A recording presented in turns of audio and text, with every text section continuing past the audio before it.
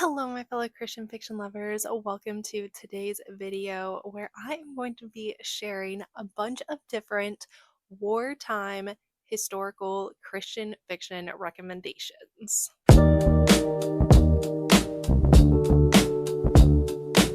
So, I did a video a couple of weeks ago talking about different recommendations for different genres, but since I read primarily historical fiction, I thought I would go ahead and do a video for what am I saying? For specific historical time periods. And for this video, I'm going to be doing wartime fiction. So I have the Revolutionary War, the Civil War, World War One and World War Two, just because I have read a lot of wartime fiction and it's just what I have the most of and what I could easily look at my shelves and be like, yep, these are favorites for this time period. Starting with the Revolutionary War, I have two books, the first of which is The Love Letter by Rachel Hauck. Now, it's been a couple of years since I read this book, but when I read it, I believe I rated it 4.5 stars. And then I think when I looked on Goodreads, it said 5 stars, but I was like, I think I just rounded up, but it was 4.5 stars. I don't know. Maybe I need to reread it and find out again. But this book is a time split between present day and just the Revolutionary War. It's not giving me an exact year on the back. But during the present day, we are following an actress. Yeah, an actress, Chloe, who wants to be in this movie about that's inspired by this love letter written by a real woman in the Revolutionary War. And then the historical time is that woman who wrote the love letter in the Revolutionary War, and her name is Esther. So the specific Revolutionary War like timeline, we're following Esther, and she is very in love with Hamilton Lightfoot. Okay, I got it wrong. It's actually Hamilton that wrote the love letter, not Esther, but it's okay. Forgive me, it's been a while since I've read this book. But basically, it's just about their love story in the midst of the Revolutionary War. And like Hamilton does go off to fight in it. And like they're separated. And also, Esther's father doesn't approve. And we get a lot of glimpses of the Revolutionary War in the present time period as well, because Chloe is in this movie that is set during that time. And I do remember that she has a lot of good like character development and learns a lot about herself and her faith through being a part of this movie and like diving into the love story of Esther and Hamilton. And it's really sweet, definitely like gritty war. Well, not like overly gritty, but it's deep, I think is more what I should say. It's deep and like it touches on, the harder topics of war. It doesn't gloss over it. A sweet romance in the midst of all of it. And it's also set in like on a farm. Esther is lives on a farm, I believe.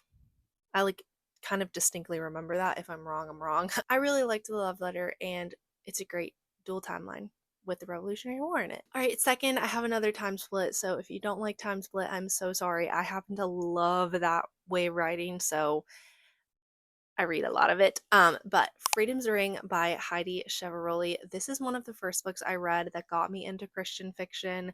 And we are following, I've read it so many times, but I can't remember their names. So we are following Annie in Boston 2015, and she is a survivor of the Boston Marathon bombing. And basically, she gets pulled out of the rubble by this man, but she doesn't know who he is, and he put a business card into her hand, but she doesn't know where it is. Like she lost it, and it's a whole complicated thing of her trying to like find him, and then they connect.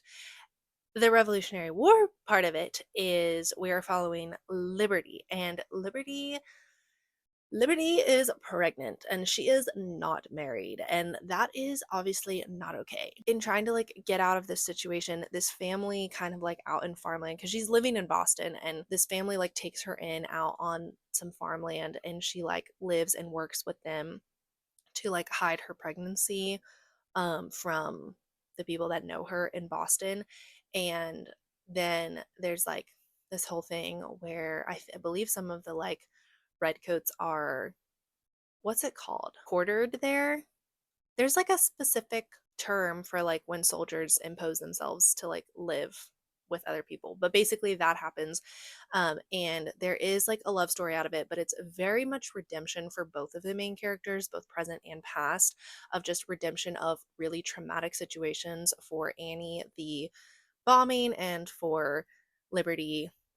She's also in Boston when the like Boston massacre happens. And so that's like very traumatic on top of also like the pregnancy that did not come about because of like good circumstances. So it's just both of these women working through really tough things in different time periods. And then Annie somehow is like, she's somehow doing research into Liberty, and it has to do with a ring. She like has a ring that came from that time period. And so she like learns about Annie because of all of that. Or no, Annie learns about Liberty. So I love it. It's beautiful. I read it like probably 3 or 4 times when I like first got my hands on it, but it's been a while, so maybe I need to reread it soon. Okay, and now moving into Civil War fiction. So this is a bit of a more recent read for me. That is With This Pledge by Tamera Alexander. I read this earlier this year, and this is not a split time, dual time, whatever. But in this book, we are following Lizzie and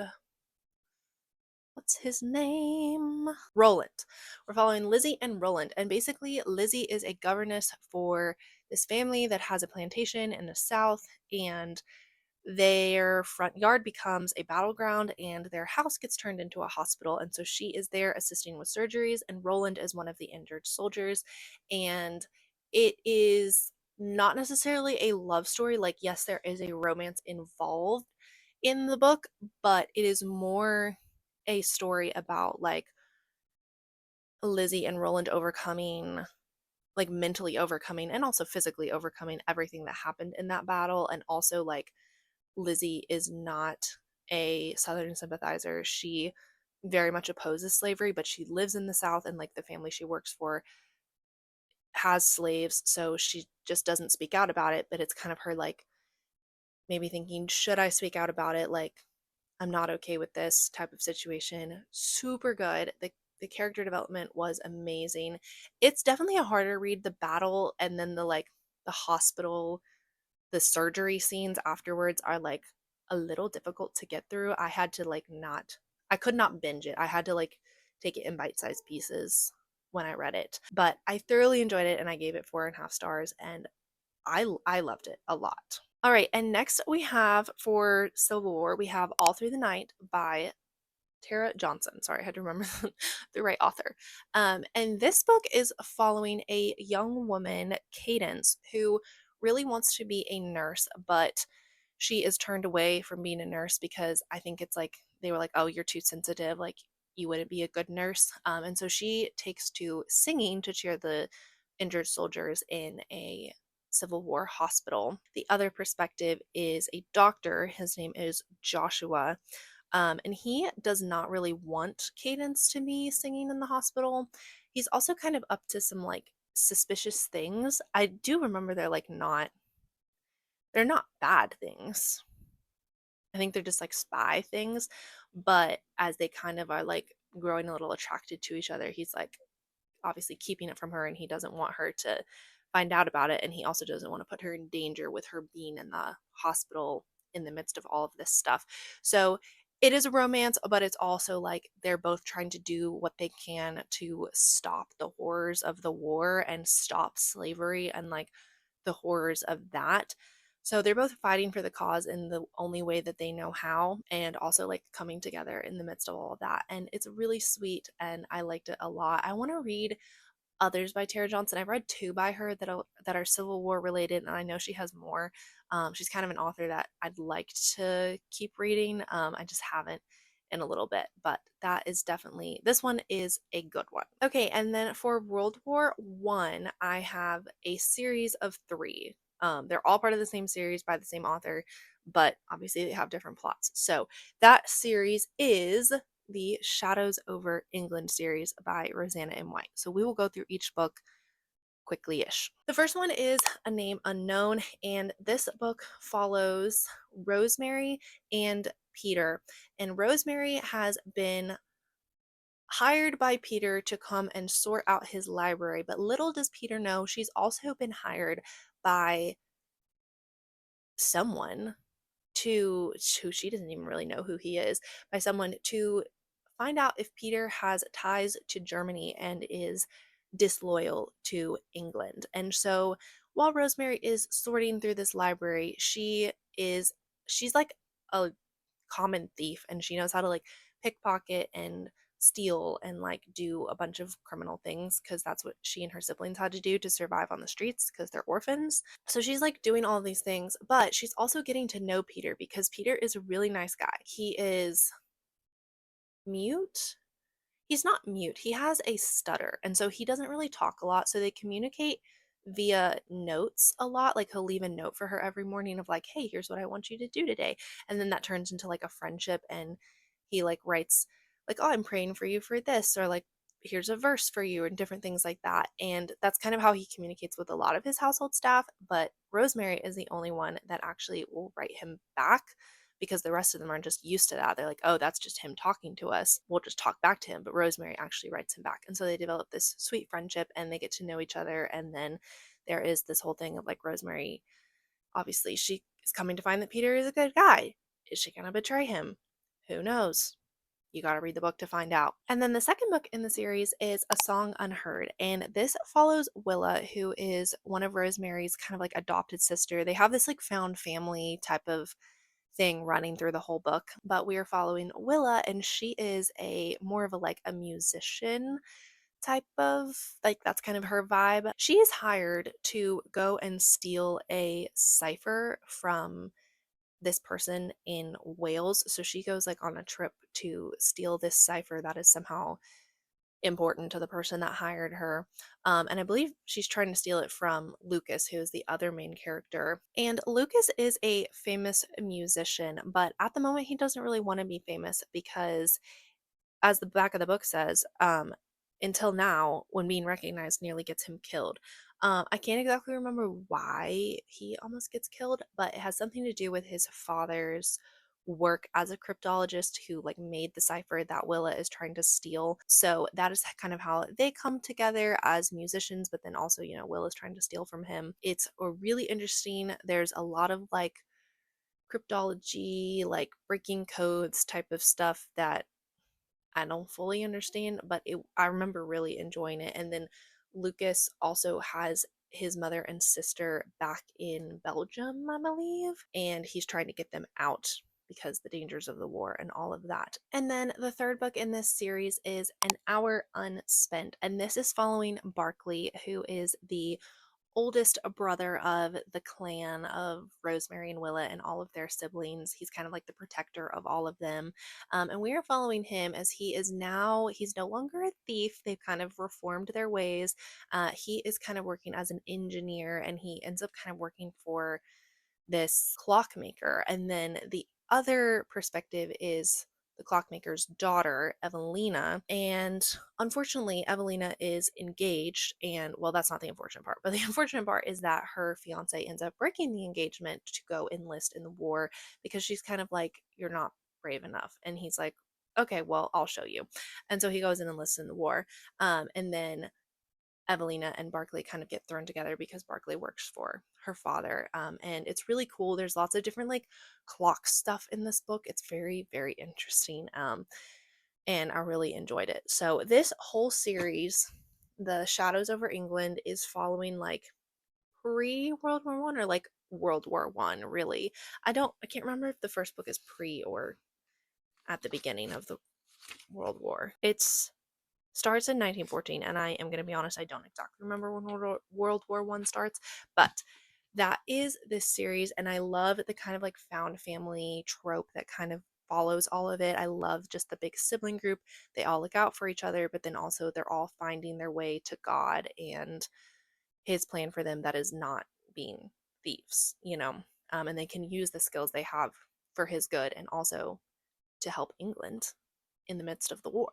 So now moving on to World War II, I have three more books. The first of which is A Long Way Home by Lynn Austen. And this book is following two different characters in two different times. So the first is Peggy, and we're really following her as her childhood best friend, Jimmy, has come home from the war, World War II, and is not himself. He's suffering from PTSD. They just didn't quite have a name for it. Well, they had shell shock, but he's just not himself. And the mental health representation in this book is what really got me. I love it when mental health is represented properly in historical fiction and just fiction in general. It just makes me so happy, especially Christian fiction. For those of you who don't know, my degree is in psychology, so mental health, and I also, have my own mental health struggles. So when mental health is done right, it just makes my heart happy because I'm like, yes, people get it and people see. So love that representation. We're also following Gisela. And her family is fleeing Germany, bound for Havana, Cuba. And while on the boat, she meets this guy and they fall in love. And obviously, that's not the end of it. There's drama. The stories somehow do connect. Oh, yes, they connect because Peggy, Jimmy's friend, starts contacting his war buddies trying to identify the mysterious woman in the photo they find in Jimmy's belongings, and that mysterious woman is Gisela. That's how the stories connect. So at some point, Jimmy helps out Gisela. So that is Long Way Home. It's definitely due for a reread, but I loved it so much, and just beautiful, beautiful representation. All right, and then we have When Twilight Breaks by Sarah Sundin. And this book is following two Americans that are living in Germany in the midst of World War II. And the first is Evelyn. She is an American foreign correspondent determined to prove her worth in a male dominated profession and to expose the growing tyranny in Nazi Germany. So she's trying to expose what's happening in Germany, but also she lives there and she has to be careful for her life. And then we're also following Peter Lang, who is an American graduate student working on his PhD in Germany. Working on his PhD in German, because he's like a language guy. Like he teaches how to learn languages and stuff. And basically he is confronted with the fact that like he has all these contacts and he knows all this horrible stuff.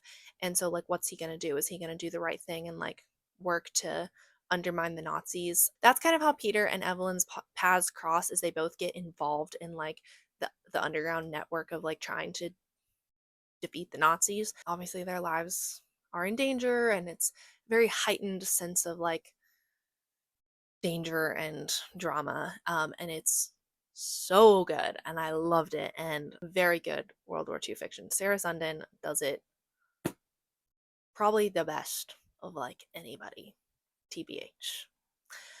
All right, and then the final book I have for you is Yours is the Night by Amanda Dykes. Now, this book is a lot. Amanda Dykes she writes very like poetry-esque prose, if that makes sense. Like her language is very like flowery and poetic. I happen to love that. Not everybody likes that. I've heard that kind of as a complaint against her books, and I'm like, I eat that up. I love it.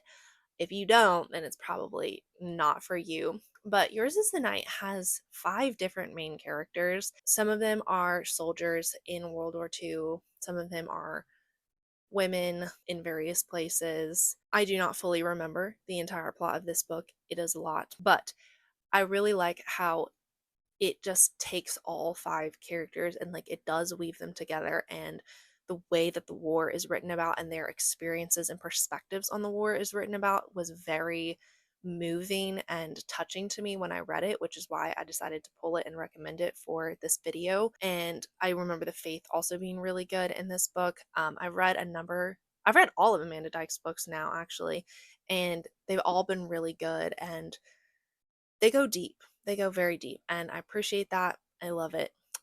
So I do recommend this book, even though I don't have a great summary synopsis for you. It's just I kind of went into it a bit more blind, and it was a great experience for me. So maybe that's what I would recommend for you too. All right, so those are all of my specific wartime era historical fiction recommendations. Specifically, these are all Christian fiction. I've tried to mention different things about faith elements throughout, but all of these books do contain a faith element, some more than others, but no, they all have a really good faith element in them, and that is what makes them awesome. If there's other specific time periods that you want recommendations for, please let me know, and I will do my best to find some. And also, if you have a specific historical era that you like and you have books that you like in it, please recommend it and let me know. I would love to broaden my horizons even more. Thank y'all so much for watching this video. If you liked it, don't forget to give it a like. And if you want to see more content like this, go ahead and subscribe, and I will see you in a video very soon. Bye!